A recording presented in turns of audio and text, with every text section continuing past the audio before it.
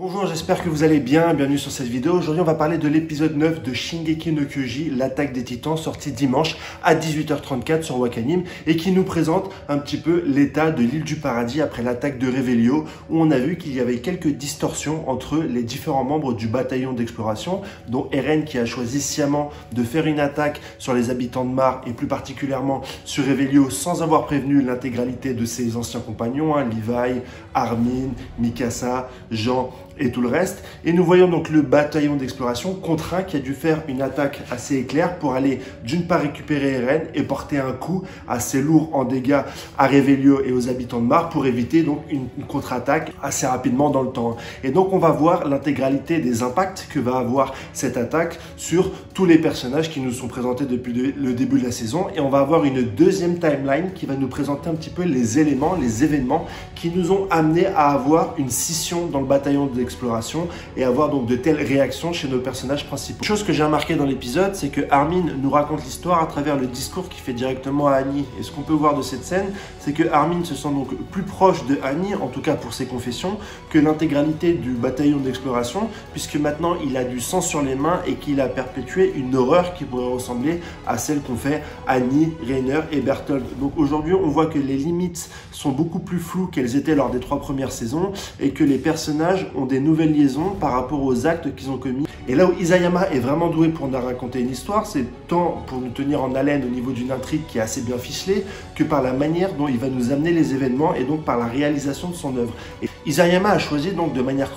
chronologique de nous présenter d'abord Mar et le présent pour voir un petit peu l'état des lieux de cet ennemi qui nous était présenté de l'autre côté de l'océan à la fin de la saison 3, puis de nous délivrer peu à peu des informations sur ce qui nous était présenté comme une ellipse et voir comment l'intégralité des personnages allait récupérer des informations sur cet ennemi et pouvoir planifier leur attaque. Et ça se passe donc directement au sud de l'île du paradis, où on voit qu'ils utilisent sciemment les pouvoirs du titan d'Eren et du titan Armin pour pouvoir récupérer les bateaux ennemis qui viennent accoster, qui viennent ou perpétuer des attaques ou prendre des informations sur l'île du paradis. Et très vite, ils se rendent compte qu'il y a des potentiels alliés sur les habitants de l'autre côté de la mer. Et en rencontrant la personne de Yelena, les habitants de l'île du paradis vont être confrontés à un tas d'informations, des informations généralement qui vont séparer un petit peu les 200 ans de retard qu'ils ont sur l'intégralité des autres pays du monde, que ce soit au niveau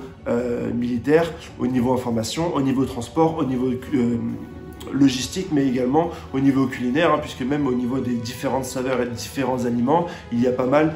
d'écart entre les habitants de l'île du paradis et du reste du monde, et c'est là où on va voir un potentiel rapprochement entre donc ce soldat Mar qui est prisonnier et qui sait cuisiner, et Sacha qui aime bien la nourriture et qui est complètement stupéfait face au nouveau mets qu'elle a l'occasion de goûter avec l'arrivée des soldats Mar prisonniers et de toutes les informations qu'ils sont capables de leur donner. Et c'est à ce moment-là vraiment que la scission va se faire avec les principaux personnages de l'île du paradis, puisque face à toutes ces informations, chacun va avoir des positions, chacun va avoir des réactions un peu différentes. On va avoir par exemple des personnages comme Armin et comme Hansi qui vont être très curieux et donc qui vont être demandeurs des informations pour pouvoir le plus rapidement possible combler le retard qu'ils ont et toutes leurs lacunes par rapport au reste du monde. Et on va avoir des soldats beaucoup plus protecteurs, beaucoup plus méfiants, comme Levi ou comme toute la chaîne de hiérarchie, qui eux vont vraiment stopper, qui vont être hermétiques aux nouvelles informations, aux échanges avec autrui, par peur certainement de se faire manipuler par l'ennemi. Parce que l'ennemi vient avec deux types de nouvelles. Il vient avec des nouvelles du style information, comme quoi l'ennemi est beaucoup plus puissant au niveau technologie, logistique, etc. Je vous en ai parlé.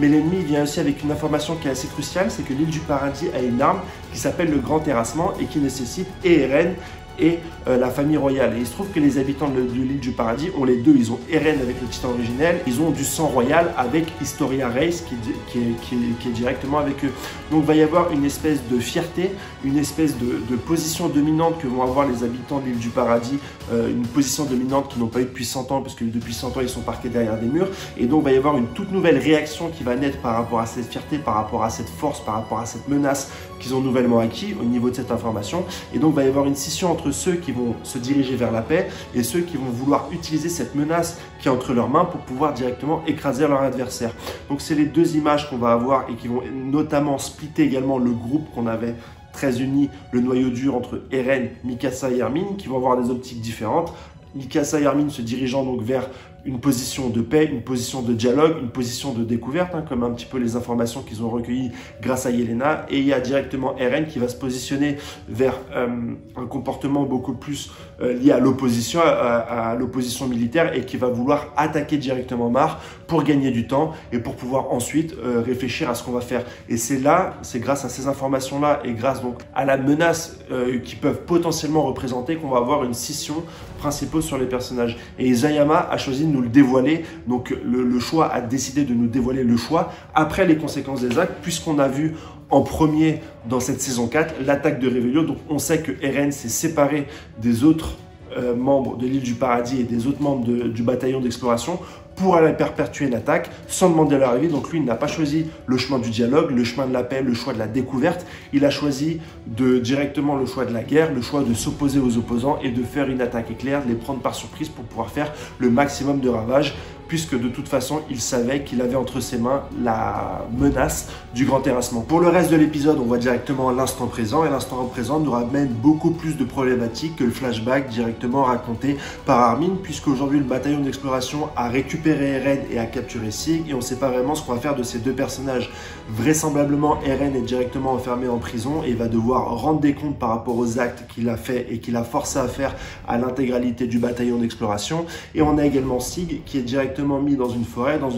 où il va pouvoir être plus ou moins contrôlé, puisqu'il y a des arbres et qui va permettre d'avoir un déplacement aisé, des matériels tridimensionnels pour pouvoir le surveiller. Qu'est-ce qu'on va faire de ces deux personnages? Comment va réagir l'armée et surtout la haute hiérarchie de l'armée face aux actes de quasi-rébellion d'Eren et face à la capture d'Armin? On ne sait pas. Tout ce qu'on sait, c'est que le général Pixies a décidé d'enfermer donc Yelena et l'intégralité des alliés extérieurs qui ont pendant des années aidé